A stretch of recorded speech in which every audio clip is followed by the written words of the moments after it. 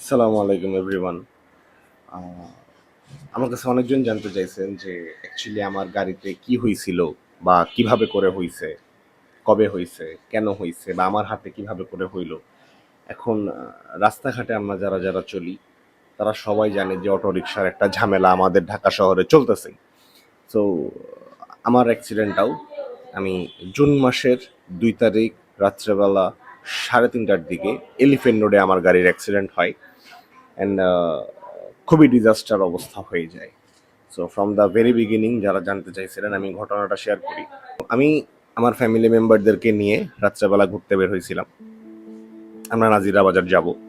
So আমি elephant road পর্যন্ত সুন্দরভাবে গাড়ি চালাইছি, আমার বউ আমার পাশে বসা ছিল।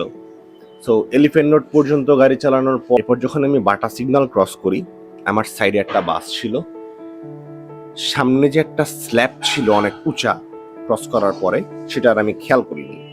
তো এখন রাত্রেবেলা 3:30 রাস্তা পুরোটা খালি ছিল। তো 70-80 এর স্পিডে আমি ওই স্ল্যাবটা যখন ক্রস করি, তখন আমার গাড়ি যখন উঠে নামে, যখন বাড়ি খায় নিচে, বাড়ি খাওয়ার সাথে সাথে আমার গাড়িটা ডিসব্যালেন্স হয়ে যায়। তো আমার সাইডে একটা এক্স করোলা ছিল, পাশে একটা রিক্সা ছিল। তো আমি স্পিড কন্ট্রোল করার জন্য যখন আমি ব্রেক প্রেস করি, তখন আমার গাড়ির চাকাটা স্লিপ করে আমি অটোরিকশার সহ সামনে চলে যাই।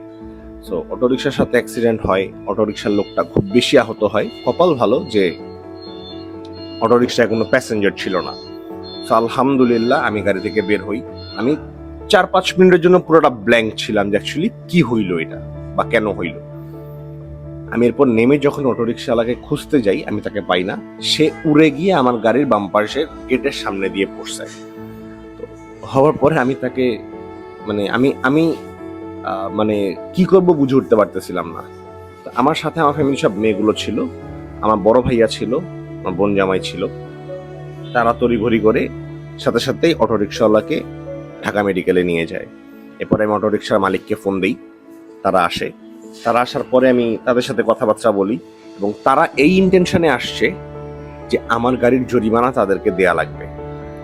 তো আমি বলছি যে আমার গাড়ির জরিমানার কোনো কিছু নেই, আগে আপনি আপনার রোগীটাকে দেখেন যে সে ঠিক আছে কিনা।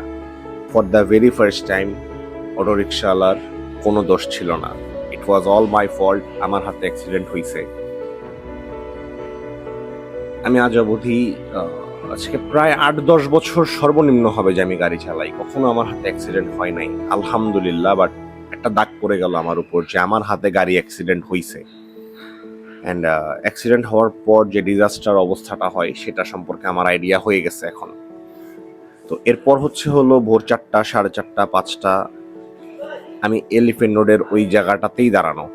সো এলিফ্যান্ট রোডের ওই জায়গাটাতে দাঁড়ানো থাকা থেকে শুরু করে আমি 400-500 ফোন দিছি ঢাকা মেডিকেলে। অ্যাকচুয়ালি লোকটার কি অবস্থা। ওই লোকটা যখন সকাল 7টা, 7:30টার দিকে সুস্থভাবে এলিফ্যান্ট রোডে আসে, আবার ঢাকা মেডিকেল থেকে তাকে নিয়ে আসা হয়, আমি সেই লোকটার সামনে বসি, তার সাথে কথা বলি, তাকে কনসোল করার ট্রাই করি যে ভাই সবকিছু ঠিক আছে তোমার।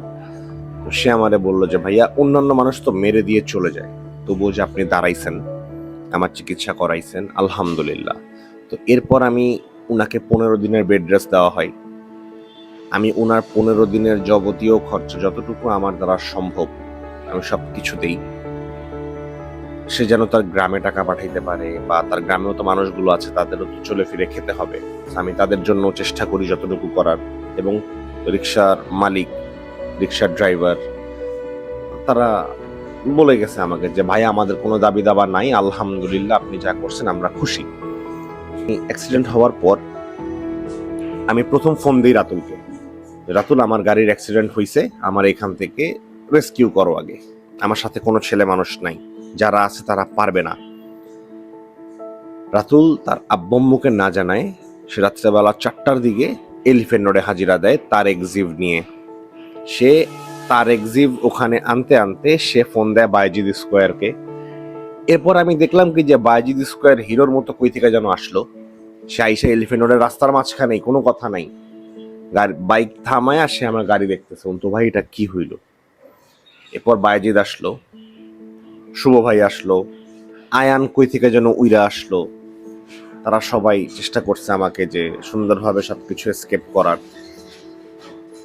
সর্বশেষ যে জিনিসটা হইলো যে প্ল্যানিং হইলো যে গাড়ি আপাতত আগে বাসায় নাও। আমার গাড়ির কাজ হইতেছে বা আমার গাড়ির বাম্পার ভাঙছে, আমার গাড়ির দুইটা হেডলাইট ভাঙছে, দুইটা সাইড লাইট ভাঙছে, বনেটে ট্যাপ খাইছে।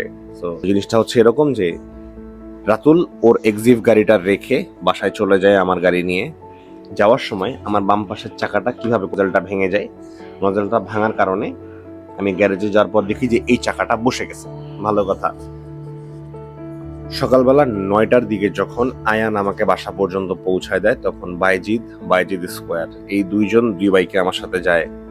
রাতুলের এক্সিভ যেহেতু আমার কাছে ছিল, আয়ান ওইটা চালায় এবং আমাকে গাড়ি চালাইতে দেওয়া হয় না।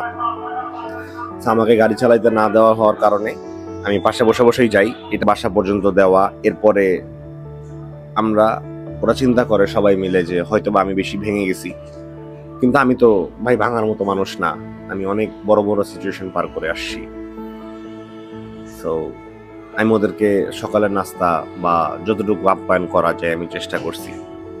তো এখন ওই যে সকালবেলা 9টার দিকে আমি বাসায় গেছি এবং সেই সকালবেলা 9টা মানে জুন মাসের 2 তারিখ সকাল 9টা থেকে শুরু করে জুন মাসের 5 তারিখ আমি কিছু খাইতে পারি নাই। জুন মাসের 6 তারিখ আমি বাসার গ্যারেজে নেমে প্রথমবার দেখছি আমার গাড়ির কন্ডিশন কি। জুন মাসের 5 তারিখ আমি 3 দিন পর বাসায় ভাত খাইছি এবং কারোর সাথে কথা বলছি, কারণ জুন মাসের 2 তারিখ সকাল 9টা থেকে জুন মাসের 5 তারিখ রাত পর্যন্ত বাসায় কারোর সাথে আমার বিন্দু পরিমাণ কথা হয় নাই। আমি এত বেশি ভেঙে গেছি যে একটা ট্রমাটাইজডের মধ্যে ছিলাম যে আমার হাতে হয়তো একটা মানুষের অনেক বড় ক্ষতি হয়ে যেতে পারতো। আমি আমার নিজের হাতে আমার বউ পাশে বসে থাকা অবস্থায় আমি আমার গাড়ি ভেঙে ফেলছি, খুবই বাজেভাবে ভেঙে ফেলছি। সেখান থেকে আয়ান, বাইজিদ, রাতুল, রাইয়ান, শুভ ভাই, রোহান, তৌসিফ, এভরিবডি আমাকে এত বেশি পরিমাণ মেন্টাল সাপোর্ট দিছে, আমাকে এত বেশি হেল্প করছে, যার জন্য হয়তোবা আজকে সেকেন্ড শুক্রবার আমার গাড়ি ভাঙার পরে যে আমি এই পর্যন্ত আসতে পারছি, আলহামদুলিল্লাহ। সো 3 দিন পর যখন আমি বাসা থেকে নেমে আমার গাড়িটা দেখি জুন মাসের 5 তারিখে, আমি তখন একটু কনসোল করলাম নিজেকে নিজে, যাচ্ছা কিছু হয় নাই, আলহামদুলিল্লাহ। যা হইছে এটা রিকভার করা সম্ভব, কিন্তু হয়তো আমার 3 থেকে 4 মাস সময় লাগবে। আমার হাতে যে বড় কোনো দুর্ঘটনা বা একটা মানুষের জীবন নিয়ে টানাটানি পড়ছিল, সেও সুস্থ আছে, আমার বউ সুস্থ আছে, আমি সুস্থ আছি, আল্লাহ জানের উপর দিয়ে নেয় নেই, মালের উপর দিয়ে নিছে। সো এটাতেই আমি আলহামদুলিল্লাহ। এখন জিনিসটা হচ্ছে অনেক মানুষ আমাকে অনেক কথা বলছে, অনেক মানুষ আমাকে জিজ্ঞেস করছে ভাই কেন হইলো, কিভাবে করে হইলো। ইট ওয়াজ অল মাই ফল্ট, আমার ভুলের কারণে অ্যাক্সিডেন্ট হয়েছে। তার চেয়েও বড় কথা, মুরব্বীরা বলে যে একটা বিপদ যদি তোমার সামনে আসে তার মানে তোমার অন্য কোনো অনেক বড় বিপদ এই ছোট বিপদের মাধ্যমে কেটে গেছে। আমার ফ্যামিলি আমাকে সাজেশন দেয় জানের সদকা দেওয়া উচিত, দান খয়রাত করা উচিত। আমি সবসময় যেটা চেষ্টা করি, সো জানের বদলে জান আমি একটা জন্তু কিনে ছেড়ে দেই রাস্তায়, যে বাবা আল্লাহ আমার জান বাঁচাই দিছে, আমি তোরে বাঁচাই দিলাম। আর একটা এরপর হলো যে আমার গাড়ির রেস্টোরেশন শুরু হয়। আমার গাড়ির রেস্টোরেশন আমার বাসাতেই হয়। গাড়ির রেস্টোরেশন শুরু হওয়ার প্রথম দিন রাব্বি আসে বাংলা মোটর থেকে, সে আমার ইলেকট্রিক সব কাজ করে। আমি রাব্বিরে বলি যে ভাই এমনি এমনি ঘটনা ঘটছে, আমার বাম্পার চেঞ্জ করতে হবে, লাইটগুলা চেঞ্জ করতে হবে, সো সব খুলে আপনার হাতে লাইনগুলা রেডি করে রাখেন, সো দ্যাট আমি পরে আবার আপনার কাছে গিয়ে লাগাই নিব। রাব্বি সবকিছু খুলে দেয়। তখন পিছন থেকে বাইজিদ বলতেছে, মানে মানে থাকে না কিছু ব্যাডবাজ, এই বাইজিদ স্কোয়ার হচ্ছে একটা ব্যাডবাজ, ভাই গাড়িটা না বেচা ফেলান। মানে আজ অবধি আজকে 4 বছর রানিং আমার গাড়ির, 4 বছর ধরে এই গাড়িটা আমার হাতে, এই গাড়ি বেচার গাড়ি। মানে আপনার মানে এটা কি পাইছেন আপনি, যে রাতুলের মতো নাকি যে উনার লেগা সব ছেড়ে দিব। সো জিনিসটা হচ্ছে যে তখন রাব্বি পাশ থেকে বলতেছে যে ভাই এই গাড়ির পিছনে যা খরচ করছে বা সে যতটুকু যত্ন করছে এটা বিক্রি করে লাভ নাই, এটা জাদুঘরে ওঠার। এরপরে আমার অ্যাক্সিডেন্ট হয় জুনের 2 তারিখ ভোরবেলা, এবং আমি আমার নিজের অ্যাক্সিডেন্টের কথা পাবলিশ করি জুনের 4 তারিখ সন্ধ্যাবেলা। এরপর আমার কাছে ফোন আসা শুরু হয়। জুনের 4 তারিখ যখন আমি আমার গাড়ির অ্যাক্সিডেন্ট হয়েছে, তখন মানুষজন জানতে পারছে। যদি আমি 2 দিন আমার গাড়ির অ্যাক্সিডেন্টের হিস্ট্রিটা লুকায় ফেলতে পারি, তাহলে আমি আগামী 20 বছরও লুকায় ফেলতে পারতাম। বাট লুকানোর কিছু নাই।